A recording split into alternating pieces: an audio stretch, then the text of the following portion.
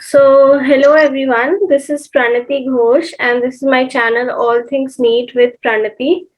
आज हमारे साथ है नमन Sharma from Rajasthan who scored 626 marks in his third attempt, and he was pursuing BSc along with NEET preparation. So I think this is a very inspirational story. So Naman, hello. आप अपने बारे में कुछ बताइए. हेलो, मेरा नाम तो बता ही दिया पंडित ने, नमन है। मैं जयपुर से हूँ, राजस्थान से हूँ। मेरा 626 मार्क्स था और रैंक थी 9354 और मेरा थर्ड अटेम्प्ट था इस बार 2021 में। मैंने 2017 में मेरी 12th करी थी। तो आपने कितने ड्रॉप्स लिए थे और जितने भी ड्रॉप्स लिए थे उसमें आपका स्कोर क्या था? मैंने 2017 में 12th करी थी, उसके बाद मैंने बीएससी ज्वाइन कर ली थी। उसके बाद जब मैंने सेकंड ईयर में जाके मेरा फर्स्ट अटेम्प्ट दिया था जब 2019 में, उसमें मेरा 410 स्कोर था और फिर 2020 के अंदर 520 था और अभी जो 2021 का दिया है उसके अंदर 626 है और रैंक 9354। ठीक है, तो आपको 11th-12th में या फिर इनफैक्ट बीएससी शुरू करने के बाद भी नीट के बारे में पता नहीं था? नहीं, मुझे 11th-12th तो मैंने कर लिया, फिर उसके बाद भी नहीं पता था। यूट्यूब पे मैं कॉमेडी वीडियोस बनाता था, फनी वीडियोस, तो मैंने उसमें तो बहुत बेइज्जती कराई है, अच्छा नहीं बनाता था मैं। तो फिर फर्स्ट ईयर में एडमिशन ले लिया, उसके साथ सोचा कि कॉलेज में जाके दोस्तों के साथ वीडियो बनाएंगे कॉमेडी, पर फिर लगा कि नहीं यार, इसमें तो फीचर है नहीं, तो फिर छोड़ दिया था।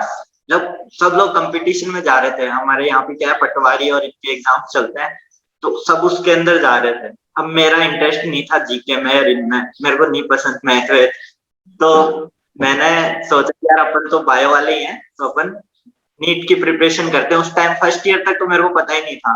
फर्स्ट ईयर एंड में जाके दोस्त लोग बात करते थे कि है ना, कि मेडिकल जैसा एंट्रेंस एग्जाम होता है और ये, तब जाके मुझे पता चला हाँ यार ऐसा कोई एग्जाम होता है। फिर मैं खुद ही जाके कोचिंग, आकाश कोचिंग ज्वाइन कर लिया था 2019 के अंदर। ओके, तो आपके सेकेंड ईयर में आपको पता चला इसके बारे में, तो तभी फैमिली को नहीं बताया था आपने कि नीट करना है या कुछ ऐसा? नहीं नहीं, फैमिली को इसके बारे में कुछ पता ही नहीं था ना कभी, कि मेडिकल के बारे में ऐसा कुछ। तो वो तो चाहते थे कि आईएएस या आरएस की कंपटीशन टाइप ही हमारे इधर ज्यादा है कि तुम गवर्नमेंट जॉब की तैयारी करो।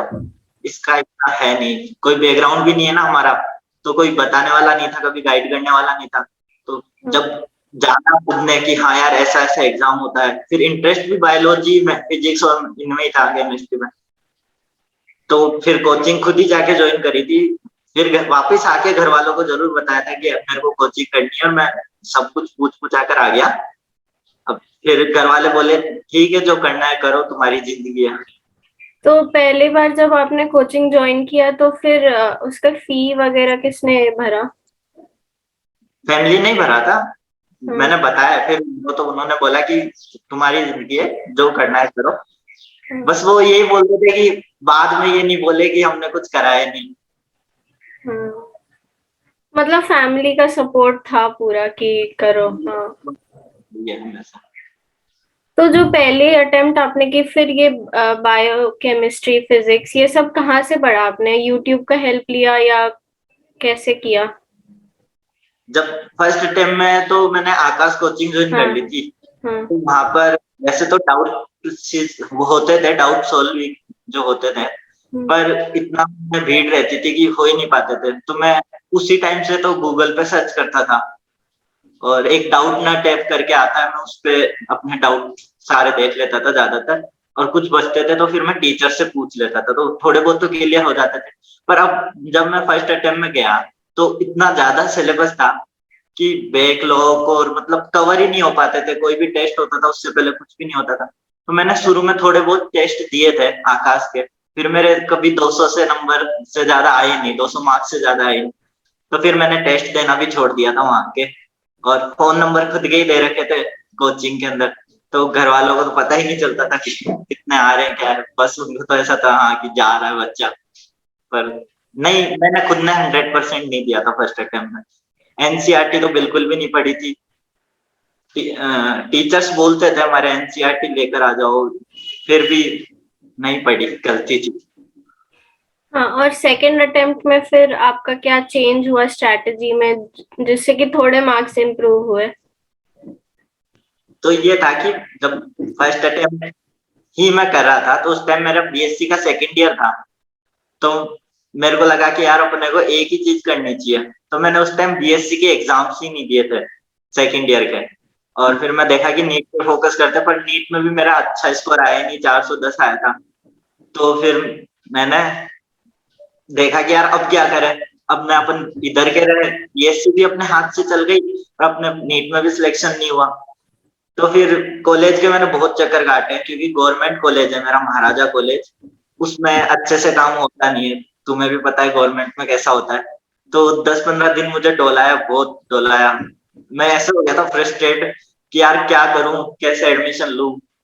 फिर कैसे ना कैसे करके कोई अच्छा टीचर मिला मुझे, उसने एडमिशन की प्रोसेस मुझे बता दी थी। फिर चलो बीएससी में तो एडमिशन ले लिया, अब मुझे करनी थी सेकंड अटेम्प्ट की अपनी तैयारी। तो मैंने फिर सेकंड सेल्फ स्टडी ही करी, क्योंकि मुझे लगा कि हाँ कर सकता हूँ सेल्फ स्टडी भी, नोट्स मटेरियल था मेरे पास। केमिस्ट्री का नहीं था, पर मैंने केमिस्ट्री का नोट्स कहीं से ले लिए थे, और एनसीईआरटी थी मेरे पास, एनसीईआरटी की पीडीएफ्स निकला ली थी मैंने। तो वही था, मैं सेकंड अटेम्प्ट में भी इतनी ट्यूशन प्रैक्टिस नहीं कर पाया मैंने फर्स्ट अटेम्प्ट में इतनी ट्यूशन प्रैक्टिस करी, सेकंड में भी मैंने एक बार मॉड्यूल सोल्व करे होंगे। फिजिक्स के तो मैंने कोई 5 से 6 चैप्टर्स तो छुए भी नहीं थे ट्यूशन प्रैक्टिस के लिए। मैं देखता था यार थ्योरी से ही हो जाए, तो पर थ्योरी से नहीं होते ना वो, तो इतना अच्छा दिया नहीं। और बीच में फिर कोविड आ गया था लास्ट के अंदर, तो लॉकडाउन लग गया, और उस टाइम ही हमारे घर का काम चल रहा था, घर का कंस्ट्रक्शन चल रहा था। हम फिर किराए के घर पे चल गए थे, एक कमरे में रहना था हमें। तो वहां पे भी फिर इतनी पढ़ाई हो ही नहीं रही थी, क्योंकि सब 4-5 जने जब रहते हैं तो नहीं हो पाती शोरगुल के अंदर, इतना हुआ नहीं। और फिर 520 मार्क्स आए मेरे 2020 वाले में। हाँ, 2020 का पेपर भी काफी आसान था, तो कट ऑफ थोड़ा ऊपर चला गया था। हाँ, तो 21 वाले पेपर को देख के क्या आया था दिमाग में, फिजिक्स केमिस्ट्री बायो देख के? क्योंकि हमने तो 20 में जब दिया था, तब हाँ, जब हमने 20 में पेपर दिया था तब का पेपर तो बहुत आसान था, तो दिमाग में था कि वैसा ही आएगा। पर फिर 21 का देख के कैसा ऐसा लगा? ही आया। 21 का तो मेरे को तो फिजिक्स सोल्व करते करते ऐसे लगने लग गया था कि इस बार भी मेरा सिलेक्शन नहीं होगा। मेरे को पर भी ऐसा ही लगा था। मेरा इतना हो गया था, मेरे को आधे घंटा या 45 मिनट ही मिला होगा फिजिक्स करने के लिए, देख लो।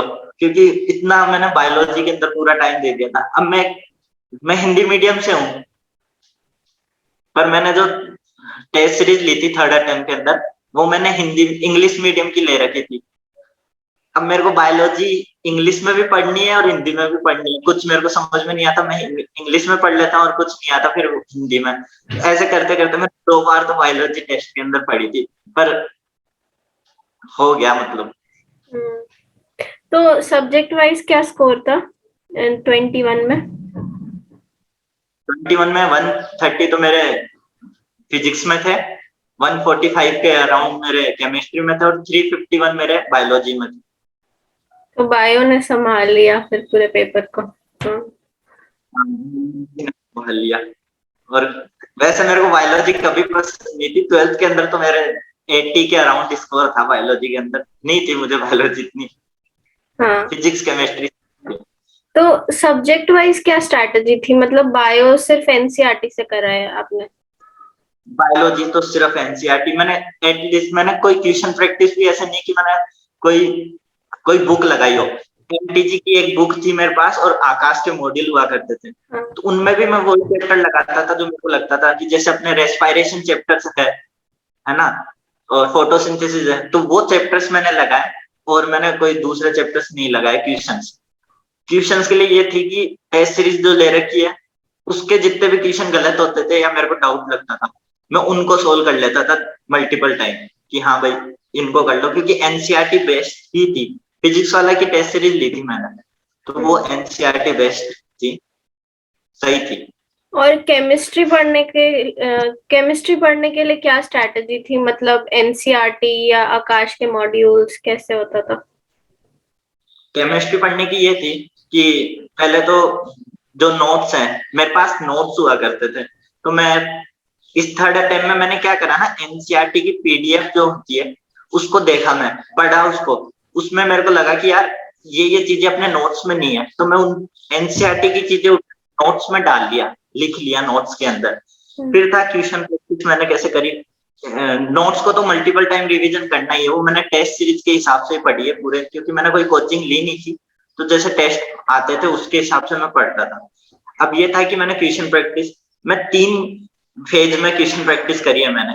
फर्स्ट फेज में मैं ये करता था कि सारे क्वेश्चन कर लेता था, और जो मेरे को लगता था कि यार ये इसमें डाउट है मेरे को, वो मैं गोला मार देता था। और जो मेरे को लगता था 100% ये तो मेरे को आता है और नोट्स में लिखा हुआ है ये चीज, तो उसको मैं क्रॉस कर देता था।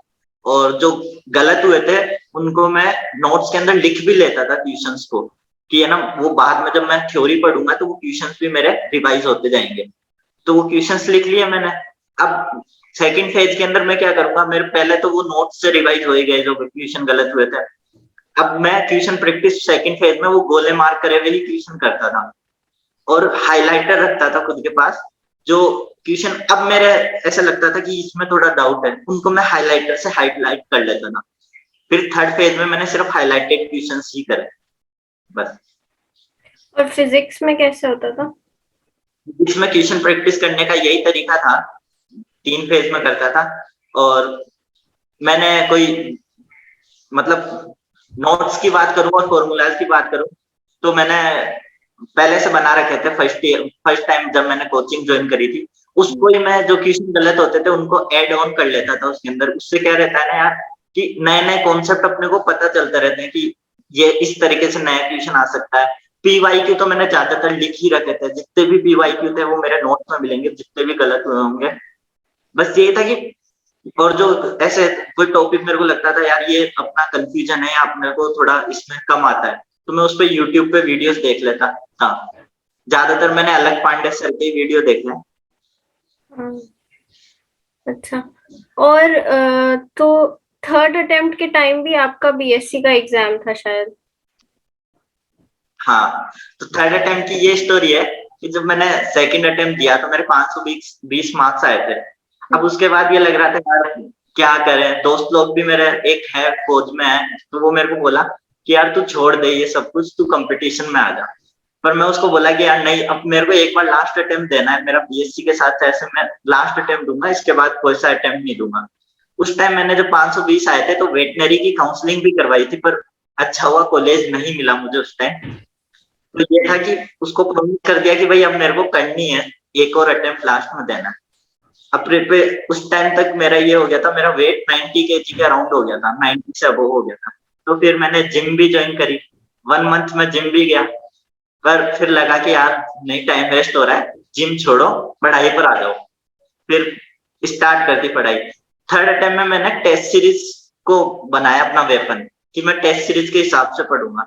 मैंने मई तक मैंने उत्कर्ष की टेस्ट सीरीज ले रखी थी, और उसके हिसाब से मैं पढ़ता था। उत्कर्ष की टेस्ट सीरीज हिंदी में थी, तो वो चल रहा था, पर उसमें कभी मार्क्स अच्छे नहीं आते थे। उसमें 300 मार्क्स आते थे और 500 550 तक आते थे, उससे वो नहीं आते थे मेरे मार्क्स।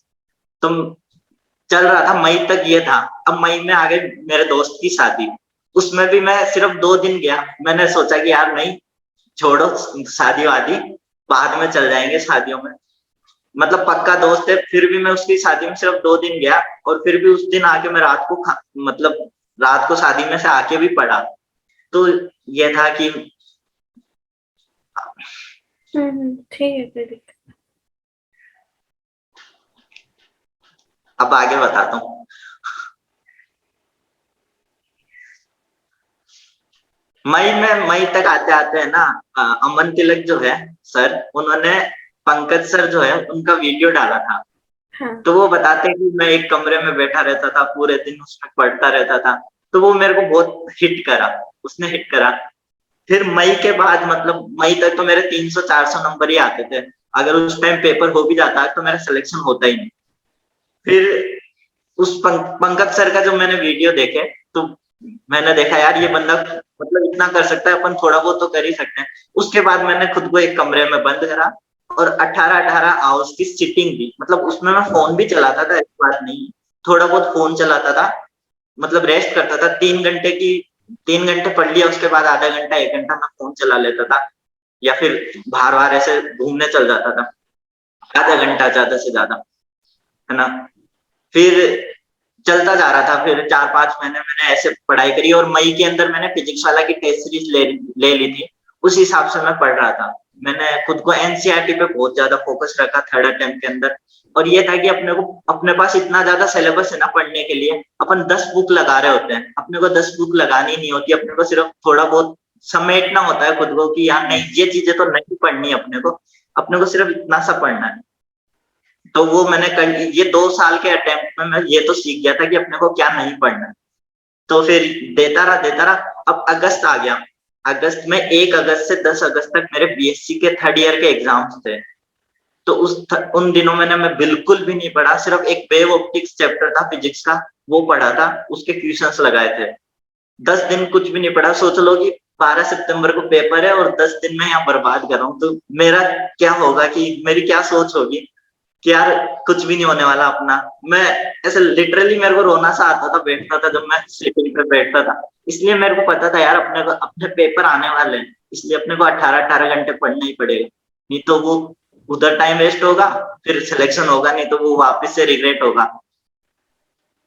तो फिर दिए एग्जाम्स। तो बीएससी में भी 73% बनी मेरी थर्ड ईयर में, और नीट में भी 626 मार्क्स आए। और एक चीज है जो बहुत लोग पूछते हैं कि नींद कितनी लेते थे, मतलब 18 घंटे पढ़ते थे तो ऑब्वियसली सोने का टाइम तो कम ही मिलता होगा। हाँ, 5-6 घंटे की ले ही लेता था, 4-5 घंटे। मतलब लेनी भी चाहिए वैसे तो, 6-7 ऐसे नहीं है रोज 18 घंटे में पढ़ रहा हूँ। कभी हो सकता है कि मैं 14 घंटे ही पढ़ा, कभी हो सकता है 12 घंटे ही पढ़ा, ऐसे नहीं था।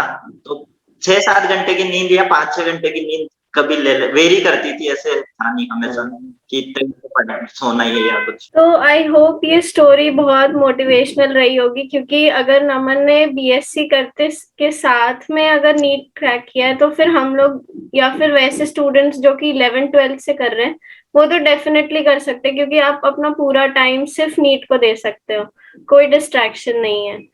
तो फिर आई होप आप इनके पॉइंट्स को अपने लाइफ में अप्लाई करो, अपने स्टडी रूटीन में अप्लाई करो। और इस वीडियो को देखो मत, थोड़ा समझो भी कि सिचुएशंस हमेशा अपने फेवर में नहीं होती, पर फिर भी अगर if you want to crack NEET या फिर कोई भी और कंपटीशन क्रैक करना है तो बस वो डिटर्मिनेशन होना चाहिए कि करना ही करना है, हमें तो यही चाहिए बस। तो इसी के साथ हम ये स्टोरी यहाँ पे क्लोज करते हैं, and thank you so much for joining me. आपकी स्टोरी आई नो सबको बहुत अच्छी लगेगी और बहुत मोटिवेशनल थी, so thank you. Thank you. मैं बस लास्ट में ये बोलना चाहूंगा कि यार तुम्हें अगर मिलता है ना मौका कि नहीं यार नहीं करना चाहिए ज्वाइन, तो मत करना बीएससी या ऐसे कोई अदर कोर्स, क्योंकि बहुत खतरनाक हो जाता है बहुत वो हेक्टिक हो जाता है। सीन। मेरा ये था कि मेरे को प्रैक्टिकल्स लेने भी जाना पड़ता था, मेरे को कई बार अटेंडेंस के लिए थ्योरी क्लास भी लेनी पड़ती थी, तो ये था उसमें टाइम वेस्ट होता था। तो टाइम वेस्ट नहीं हो इसके लिए तुम सोच सकते हो कि यार नहीं लूं एक बार, और जिसने ले लिया तो फिर वो जी जान से लग जाओ। और लास्ट में मैं भी ये बोलना चाहूंगी कि पंकज यादव सर के वीडियोस ने तो बहुत हेल्प की। मैं भी उनसे मतलब उनके ही वीडियोस देखती थी और उनका मेथड फॉलो करती थी कि कैसे वो पूरे दिन पढ़ते रहते थे। फिर मेरा भी थर्ड अटेम्प्ट था तो मेरा भी लास्ट ही था और चांस तो मिलता नहीं, तो बस उनके ही तरीके को फॉलो किया मैंने भी। तो थैंक यू।